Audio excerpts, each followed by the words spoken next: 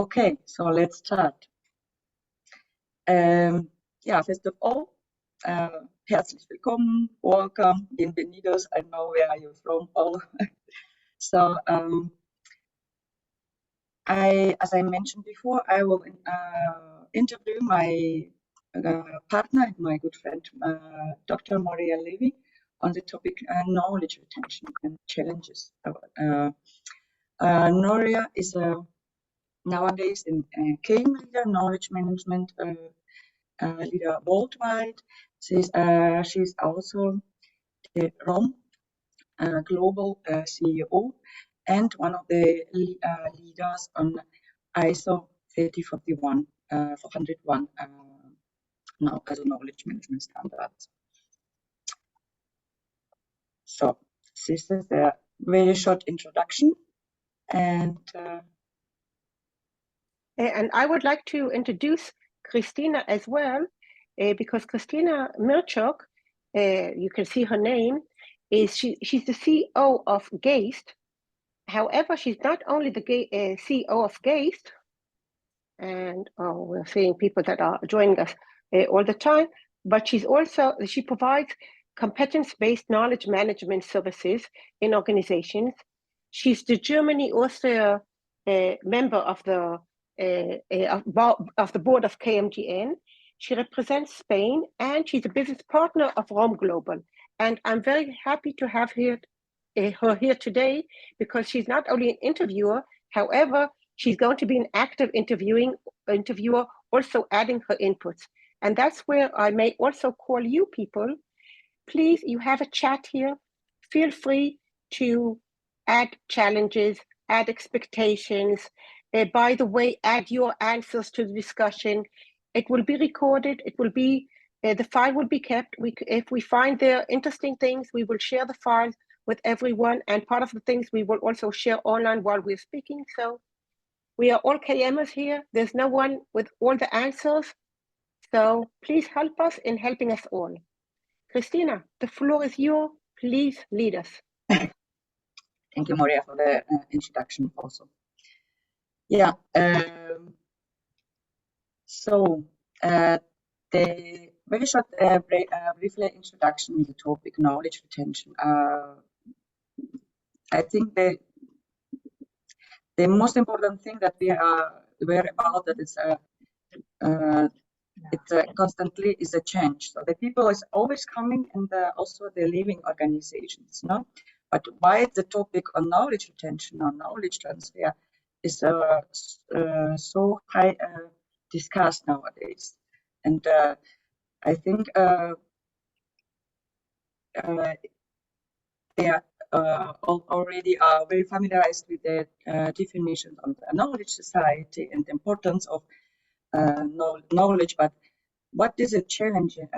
Challenges what we are looking for when we are speaking about people leave the organizations nowadays. Are we really aware about as organization or working knowledge workers what these people will live when they left the organization?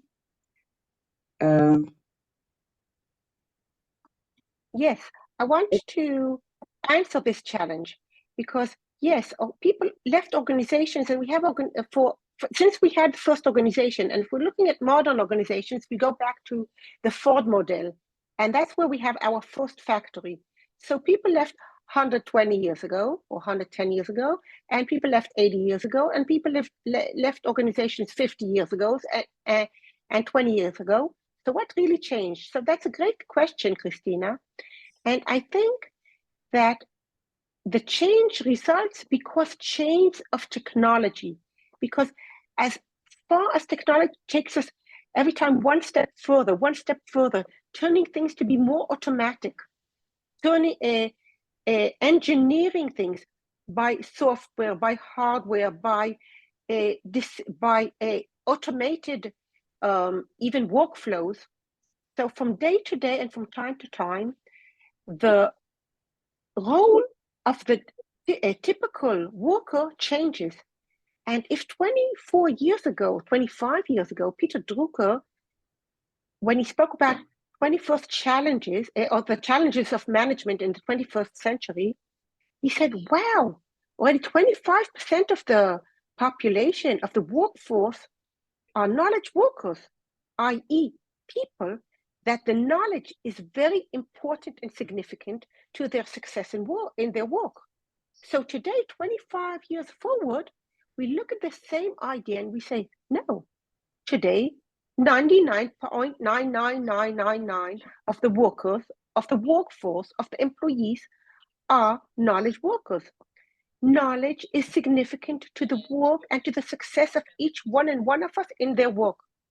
You can be an operator, you can be a gardener that also have to work with their hands, but yet knowledge is significant to our success. And that's why knowledge retention equation has changed. Great, thank you. So we start to speak about challenges and also what is different, why I was speaking about knowledge retention, why it's not a knowledge transfer. Yes, so today we have several challenges that we see because it's not important, it's not enough that people know that they have to run these sessions of continuity of overlapping.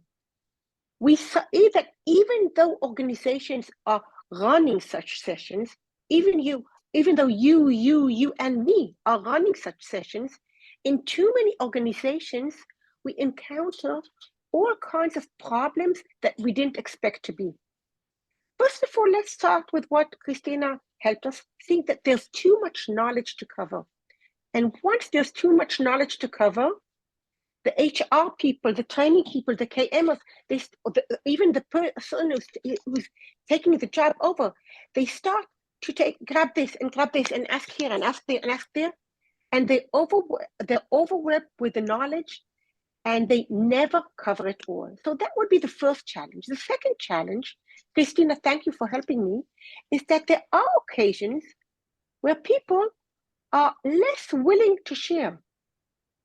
They are a bit afraid, they don't feel comfortable to share. I'll give you an example. Someone who spoke with me just yesterday, telling me that she tried to interview an employee who is leaving, and she asked her as to the documentation, and that lady didn't document the processes. And when she started asking her about things that for the interviewer were very trivial and very basic, and the person that was interviewed, the expert, started feeling uncomfortable on her chair, saying, but I didn't do that, but I didn't think about it, but I didn't know that I have to think this way. So she went 2 steps back because she understood that she's starting to lose the person. So that would be a second problem, second challenge that we find. For all kinds of reasons, people are willing to share. There are additional challenges. I think it's yes, Christina. A little suggestion that the people are not always aware about the knowledge, not that what they possess. So it's not about unwillingness that I don't know, I don't want to share, that it's I also don't know what I know. No, wonderful. You're going into a very deep problem that it's not always surfaced, that people find it and let's go to the next point, yes, that people find it difficult to structure twice. First, the expert, which we are speaking with, has knowledge that sometimes he or she don't know how to express or how to explain. They know the knowledge, but they don't know how to explain it to other people. That would be one side of this coin. And the other, if we flip this coin to the other side, we find the people who are writing down what they learn, they start transcripting and writing and writing and writing. And they don't find a way to structure the knowledge that they hear in their heads. And it turns to be a blah, blah, blah, blah, a long text, which is unuseful. And we don't really transfer the knowledge, we transfer the words, not the body of knowledge. This is a good so point. That would be an initial problem. I would just to suggest also, and I think that will be also go more in detail in the next slides. That difficulty could be also because we possess different kind of knowledge, no? So not all knowledge could be also structured or be transferred on the same way. So this is challenging, maybe on this point. Yes, and people add challenges on the chat because they're speaking about people who fear and they're speaking about people who see it as a threat.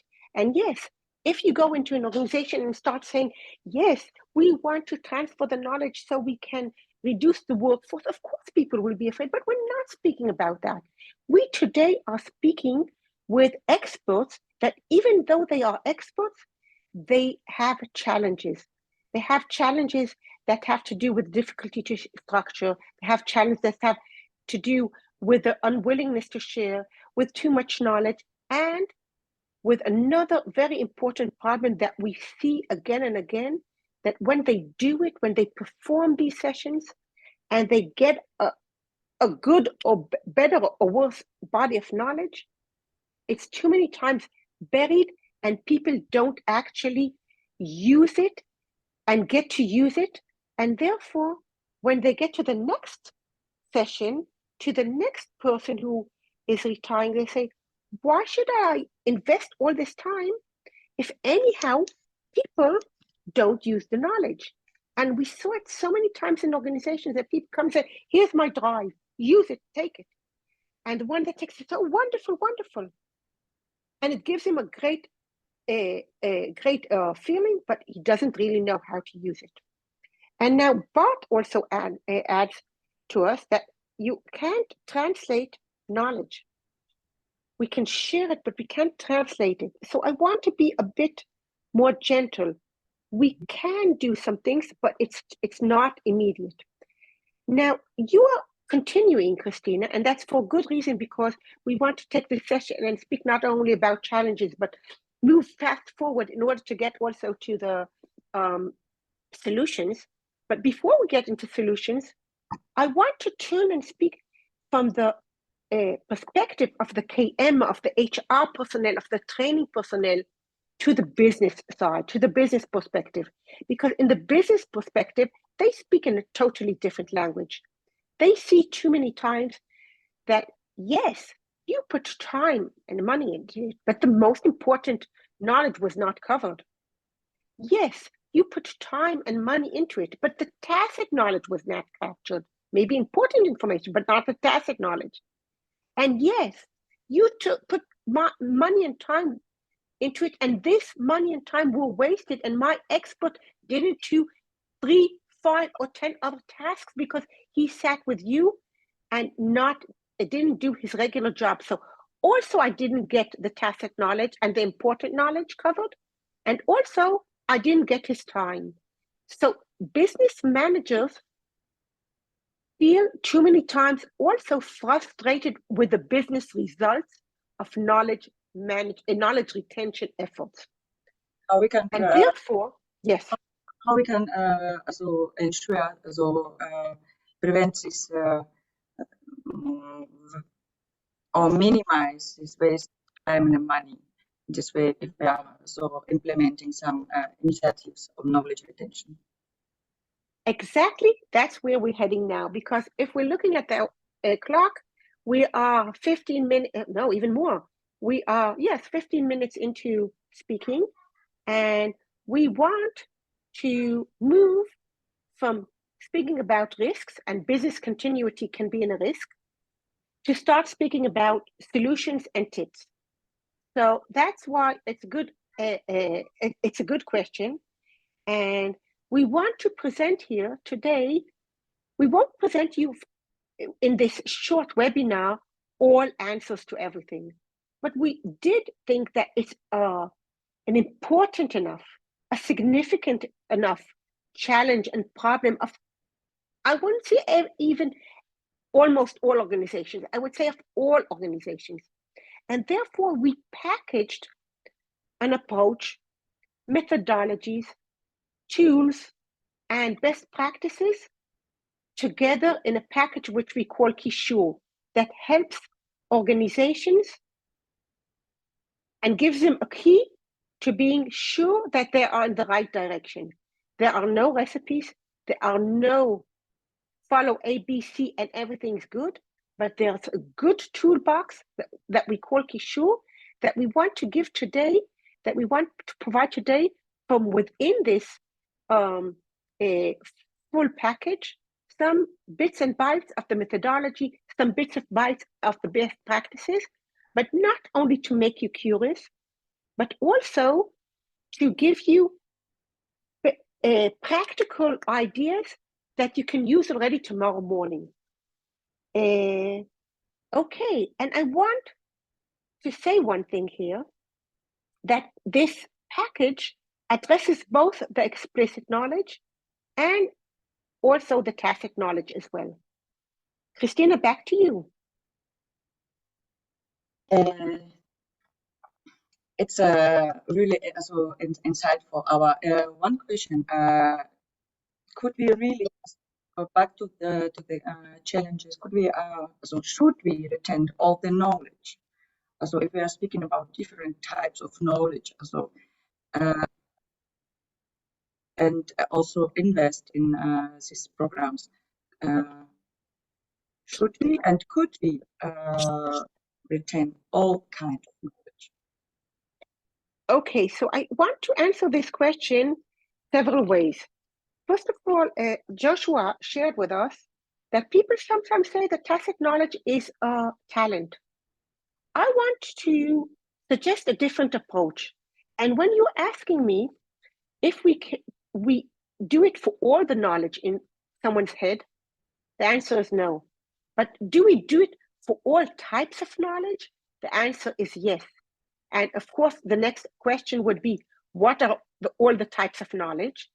And I'll say that we're speaking, you can look at it in different scales. And I'll take one of the scales that I like from one of my wonderful friends, Alex Bennett, Dr. Alex Bennett.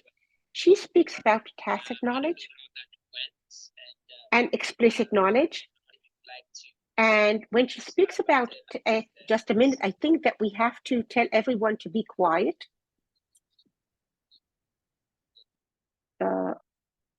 Okay. I think that everyone is quiet, so I don't know why we had some noise. So, and when she speaks about tacit knowledge, she divides it into two subtypes, and that may be answering Joshua as a beginning. She says that there is deep knowledge and there's surface knowledge. And Joshua, I hope that you believe as a start that surface tacit knowledge can be revealed. And it can be revealed, it can be captured, and it can turn into even implicit or even explicit knowledge. So yes, we will try and deal with all three layers, and also be brave and try. And I will give a tip or two, speaking also about the deep knowledge, because I want to tell you that if we will set up only for the explicit knowledge, it's a waste of time. It's nice, but don't do it. We're setting expectations and we're giving a very shallow answer. We must go deep dive, go into the tacit knowledge. Don't settle only for the surface one, but also go down to the deep knowledge. Now I want to start, Christina, as you're pushing me forward, and that's for a good reason, and speak about the, no, go back. About our first recommendation. Our first recommendation would be, when you think about the knowledge of people, remember that there is too much to carry, that you cannot capture it all, that even it's explicit, you cannot document it all. You don't handle it all. Please go back. I know it will take me 2 minutes.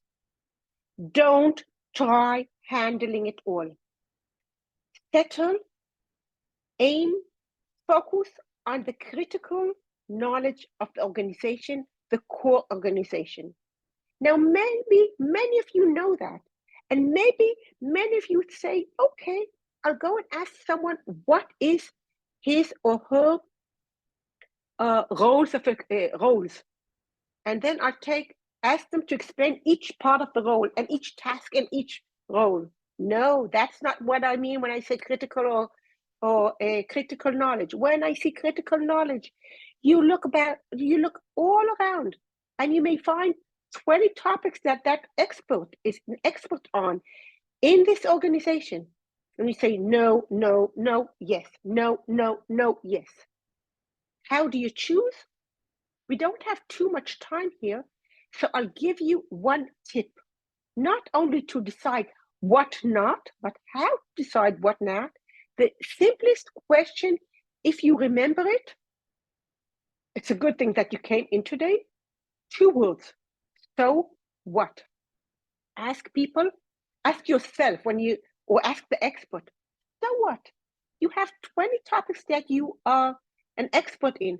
What will happen if we don't document this, if we don't capture this knowledge?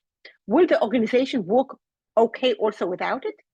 Ask not only the expert, ask his colleagues, ask his manager. The manager is the one to get the decision at the end of the day, which topics to cover and which to skip. We can't cover more than 5, 6 topics usually. Ask yourself, so what? If I won't document it, will it be a waste? Will something happen tomorrow? Will the organization be able to continue? If the answer is yes, they will be able to continue even if you don't do anything now, so skip. And remember, at the end of this stage, you always have a list, no, no, no, yes, no, no, yes, yes, yes, no, with a lot of no's and only several yeses. I think it's really good advice how to find the hidden knowledge, the hidden treasure, what is hidden in the organizations. But it's also about changing the way of thinking, no, or making the questions. That would be in the second stage, because if the first stage had to do with choosing the topics, so the second stage, and I gave you one tip from that stage, and that is all the time look in the core for the critical that strategically influences the business success, and ask yourself one question, 2 words, so what? Second thing, when we go into the specific topics that were yes, yes, yes, now we have to look for the gold. And as Polanyi taught us, and good thing that you already raised this circle, as Polanyi taught us, you have to think tacit. All the time, be aware to it that you want to capture the tacit knowledge. So my first recommendation, when you start the documenting the specific topics, would be just a minute, stay here with these 2. Think, be aware that you are looking for the tacit knowledge. If you are aware to it and you know that you can do it and you're thinking tacit, tacit, tacit, you have a better chance reaching to the tacit. So that would be the first recommendation. The second recommendation, and I'm glad that you put them up here together and didn't wait, is some people say, wow, as Joshua said, maybe we can't get to the talent, to the tacit knowledge. Maybe tacit knowledge is talent. So I want to give you a recommendation. I want to give you a tip. And Sven, I'll answer your question in a minute. And I'm sorry that I can't answer all questions immediately, but I'll try doing them one by one. When you start looking at the tacit knowledge, don't aim to do it all. Aim to say, maybe I can't reach it all. Maybe I just look at it as an onion. Maybe I just open the surface level, the first level. And then after, I ask another question, and I get to the second level, and I ask another question, and I gradually go step by step deeper and deeper. Now, Brett goes into a debate, and he thinks, or that not always capturing is the good idea.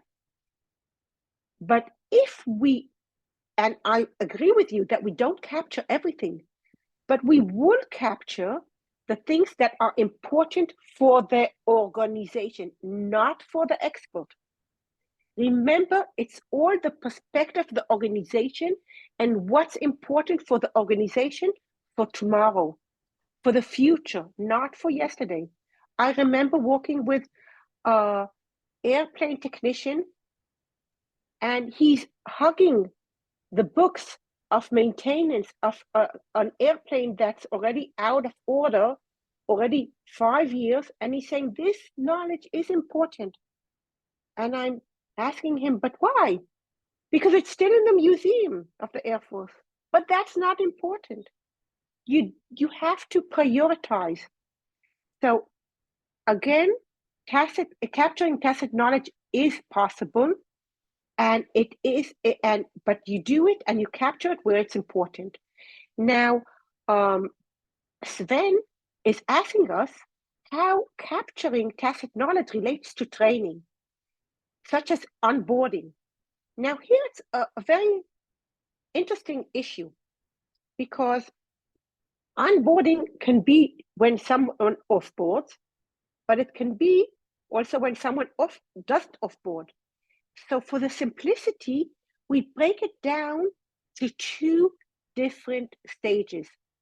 In order to offboard, if someone is offboarding, we try helping him and choosing the information, not helping him, helping the organization and choosing what's important for the organization for tomorrow. And therefore, we start capturing the most important knowledge. If we have someone who is already onboarding, we as HR personnel, as training personnel, as KMers, whoever is in charge of this process, we start and we add him into the equation. We don't let him be instead, because his job, his professionality is not in transferring knowledge, not in capturing, structuring, and moving it on to additional people.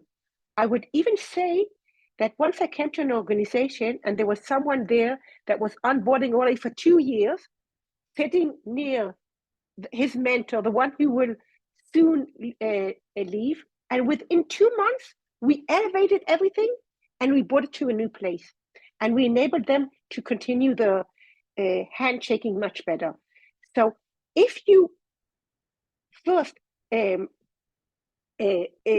separate them and then say that the offboarding content will be used for the onboarding, and if the person is onboarding when someone is offboarding, we also connect them, you will get a simpler model that much better works. I want to go back and to continue. And yes, just asking to Brett, tacit capture, yes, it enables to share tips of experience, and that is part of the offboarding and the knowledge capturing, but we don't share every tip. As we said, we try sharing not only the tips, but also this what's behind them. And here I want to go back for 2 additional recommendations.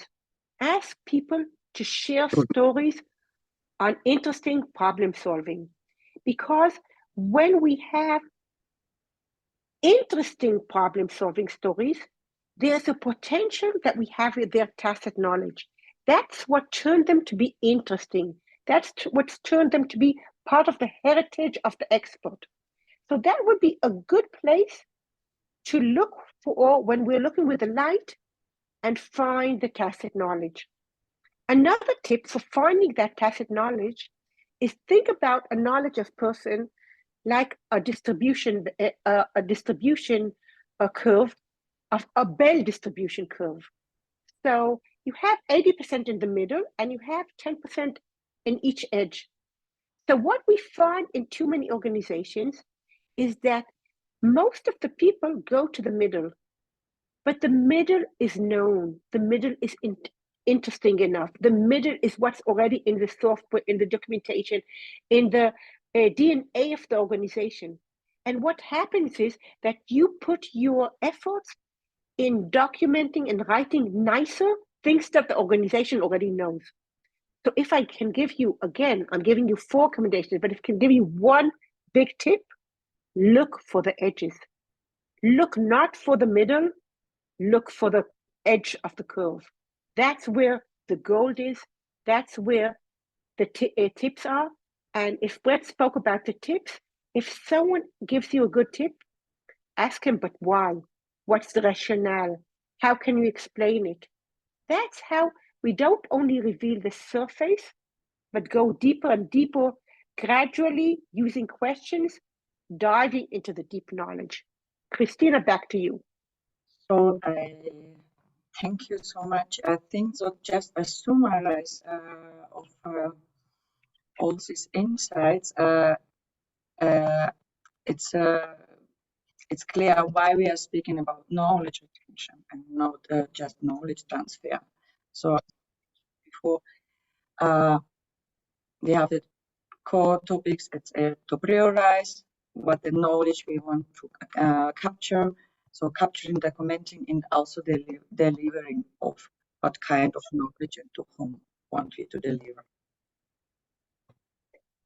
Thank you. So, you know, I'm listening to you. I'm listening to the chat, and while you're speaking, also Sven is speaking, and Sven is asking everyone: is story or scenario-based capture more effective? And the answer is that we use many tactics. Story can be effective if we don't stay with a story, because when we're asking people, we're asking them in order to very gently reveal the places where there's tacit knowledge. So a story can be an opening, but at the end of the day, in order for it to stick, there are some cases where if we take a very well-packaged storytelling of a case study, very short, very concise, very direct, we can get to something good. But in most cases, we have to break it down to pieces and build it as structured knowledge. Okay, so here, thank you, Christina, for sharing.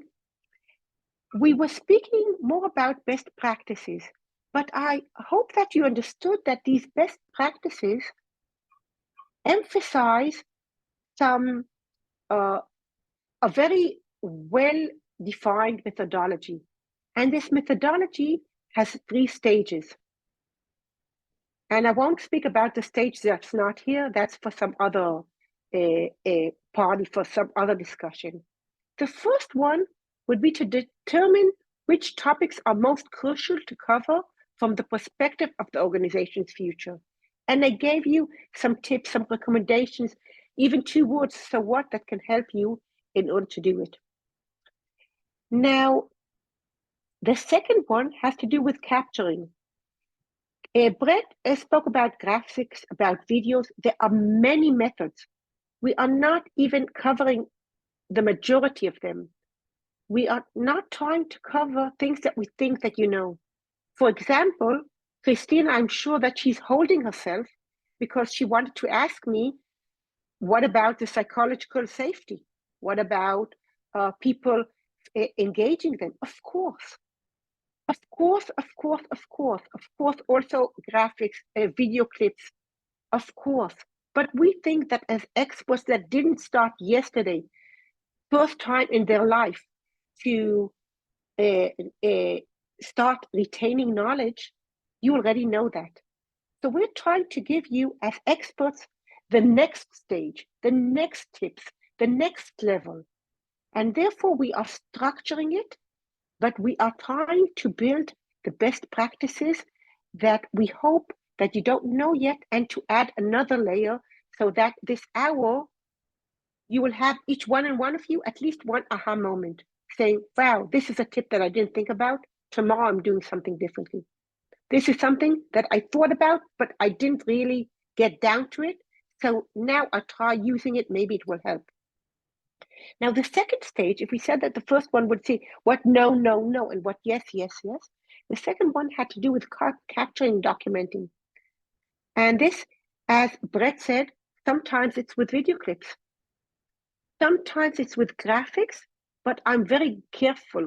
For me, always graphics are supporting and don't stand for themselves because they can help to explain, but too many people have too many interpretations from reading these graphics. So graphics can help people catch the picture because our right and left hemispheres work together. But graphics can help us in many levels, but they are not replaceable for the text itself. Also, videos, they are very good, but for very specific types of knowledge. And very specific ones, not for 80%. I had an experience with some organization which took a recording room and brought in all those who are leaving, and one after the second, sat with them hours after hours and after hours, recorded them and say, you can go now. That is not video clips. That is not the right way to work, because instead of having buried text, you have now buried recordings that are even less accessible. So yes, the second part is in capturing and documenting, and mainly the tacit knowledge, the surface one and the deep one. But that really brings us to the third part, to the delivery of the knowledge assets, because the delivery of the knowledge assets is critical to the use of this content tomorrow morning. And if we don't deliver it in the best way, turning parts of it, pieces of it to explicit, not everywhere. If I'm now in a supermarket and there's this guy from the department of meat that knows how to cut the meat in the right angle. So there, maybe I'll let him explain, but I'll let him demonstrate his knowledge. So there are places where I won't turn everything to explicit. I will use the video in order to transfer the way something is done with only partial explanation. But the delivery is the way we deliver it in nuggets, in short nuggets, and the way that we organize each one and one of it, the way it's we make it more accessible, more friendly, I would say. And we will turn it into the next slide you prepared for us, Christina, in a minute. More close to the knowledge worker will be will be the deal breaker if they will use it or not. I'm with you, Christina. Thank you, Moria. Also to mention the engagement and psychological safety are the key to succeed in projects on capturing and retain knowledge, all kind of knowledge. But here, what is about working nowadays in very global environment? How do you see that we have to be aware about we are working in very global environment, for example, in south and north of Europe, or also different continents. Is there something to be aware at this moment? So you ask me what to be aware of? I'll give you one tip. Let's take an expert who's leaving who's retiring, not even leaving. So this expert, or anyone who's retiring, knows that he's going to retire at this age, depending on the country. In Israel, it would be 67. In other countries, it would be 60 or 62. He knows when he's going to retire already when he's 18. Of course, he knows it when he's 40, when he's 50, when he's 60, the day before. And yet, when you, me, and any one of us, when we come to him and start speaking with him or with her about their knowledge, it's as if we punch them in the stomach. The blood leaves their face. They're intimidated because for the first time in their life, this knowledge of, yes, I'm retiring at this age or I'm retiring within 2 months, turns into reality. The knowledge turns into be something very realistic. So first of all, you see, even when I'm speaking, I'm starting to speak slower and more quiet when I'm explaining this issue. So if I could give one tip, we should know how to virtually hug them, understand them, show empathy. Maybe even if we don't have enough time, we start slow. We start slow, giving them the place to understand what they're going through. Understand that, yes, they're going through a change. And yes, tomorrow won't be what was yesterday. Even though we have knowledge to capture, do it slowly, gently. We do it with a lot of respect. And then gradually we can go up. Yes. What did you ask? I wouldn't profundize this question a bit and ask you what kind of added value can we provide on the for this employee who is leaving the organization by capturing his knowledge, also to motivate them also to share with us this very hidden tacit knowledge, there's a wisdom, experience, and so on. It's a wonderful question because we always ask what's in it for me, for any one-on-one. Even though knowledge management is for the organization, we ask the within question. And the answer here is I believe, like Daniel Pink spoke, I believe in the soft, the soft motivation. And that's what we call, Daniel Pink calls Drive 2.0 even. And I will explain. I know that there were organizations that I knew that spoke with me that said we will give them a check if they have giving the knowledge. That really won't do the work. That will do it on the surface. It won't make them be engaged into the process.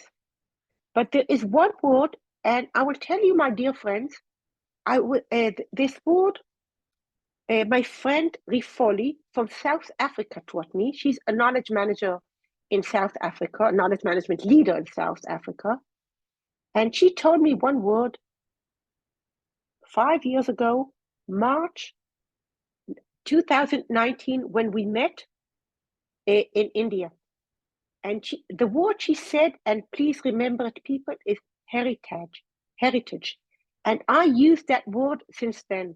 I did it, but now that I know the name, it works for all of our employees, all of our knowledge retentions much better, because what we do is we help the person who is leaving to see that he leaves a heritage to his work, to everything that he or she have been building all these years. Because people do build a building and do come with a concept and with actions, and they don't want this to melt and to be forgotten the day after. So we speak with them about their heritage to the organization, and usually that helps. I have a lot of additional tips, but as we are running out of time, I will leave that for another occasion. Thank you, Moria. So just as the last question, do you have any key secret, also to succeed. You spoke already of way to capture, to prioritize, and share the captured knowledge. Are there something but we didn't mention, but you didn't mention before? Yes. As you saw, we spoke about 3 stages. We spoke about prioritizing, what yes and more, what not. We spoke about the capturing, and we're speaking about the delivery. Now, when we speak about the delivery, one of the most important things is, go back to this one, yes, is to see that we stay, that we bring the knowledge as close as possible to where our worker actually is. And I love what ChatGPT prepared us here as an image, having all these pipelines with the knowledge going to the right exact place where they are needed. And therefore, the answer is that the knowledge that is captured doesn't sit necessarily in a Wikipedia, all of it, or necessarily sits all of it in some drive. We have to analyze for each role and for each department, where are they usually looking for their knowledge? Where are they usually seeking information, answers, content? That is where we will put the knowledge. Yesterday, I sat with a big CIO, and he said, so you mean that I will put it in the PLM or in the ERP? So I said, yes, if that's where the processes are, and that's where the people are, and that's where they will need the knowledge, that's where we will put the content. That's where we put the knowledge, the nugget of the knowledge. And that's how it won't be buried, rather used. So he said, okay, that makes sense. So I hope that also, that's another recommendation. Don't put it in one warehouse. Spread it. You can, of course, have links so that you can find everything easily, but spread it and put it where people need it, where they're usually used to work. So great, thank you. And the key recommendations to succeed on this, very interesting and challenging projects. We still have a few minutes. I can't see the questions, but Moria, you we are also attending all the questions. If we have some... I think we answered most of them. So if anyone wants to pop up again, whether a question that he or she added in or comment or their opinion, I think that we can even turn on the microphones, anyone who wants to turn on and ask a question or to write it on the chat, please. We are happy always to learn one from another, because maybe we have in our company, we are running over 20 years knowledge retention projects and ran over 250 ones. But the accumulated knowledge of all of us in this room together is even higher. So if anyone wants to add, I think that please repeat your question if it wasn't, or comment if it wasn't answered, and we will try listening all of us together.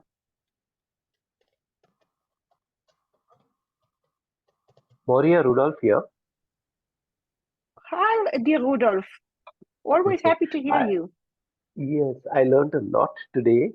And I also want to appreciate Brett, because Brett has been giving very good comments in the chat, So yes. I really appreciate that. But really, I think this has been a really worthwhile session for me to attend. Thank you. Thank you, Rudolph. Okay, I think that if we don't have additional questions, oh, here, Brett is coming back.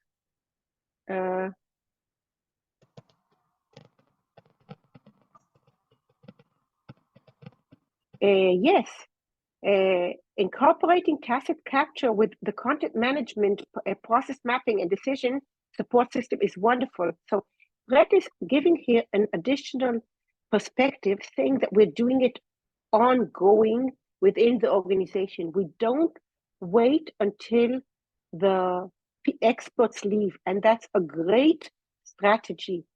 However, because so many people don't do it or don't do it enough on the ongoing process like you, Brett, do it.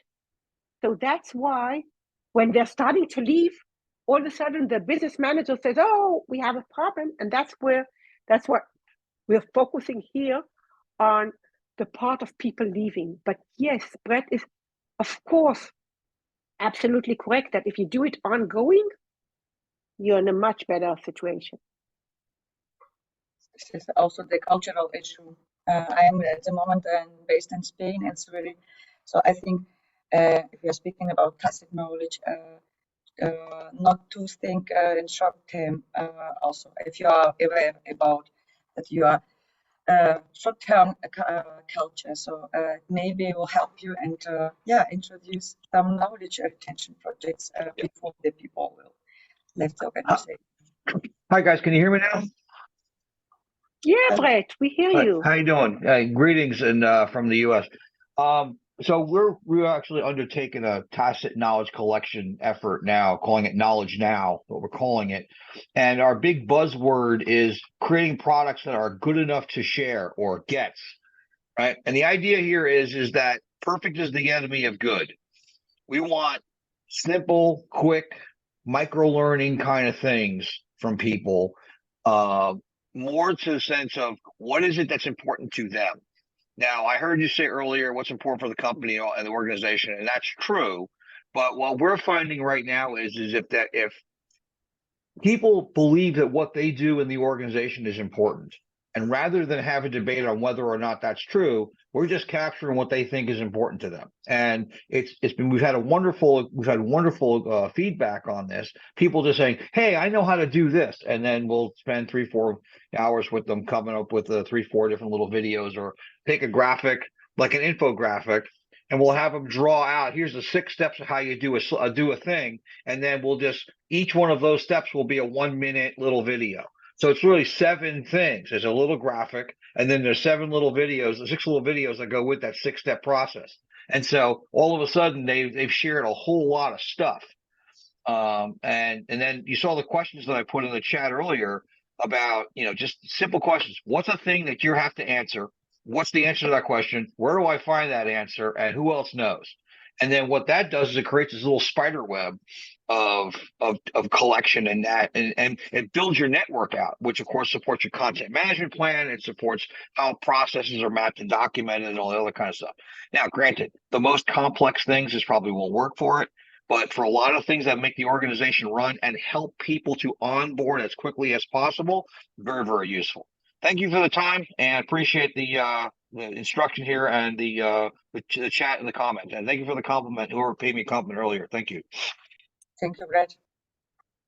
Thank you. I won't add anything because we're running out of time, and we respect the time of people. So that will come to some other discussion. Thank you, Christina. Back to you, and goodbye all. Thank you all, and have a good day and evening. Bye. Bye. Thank you.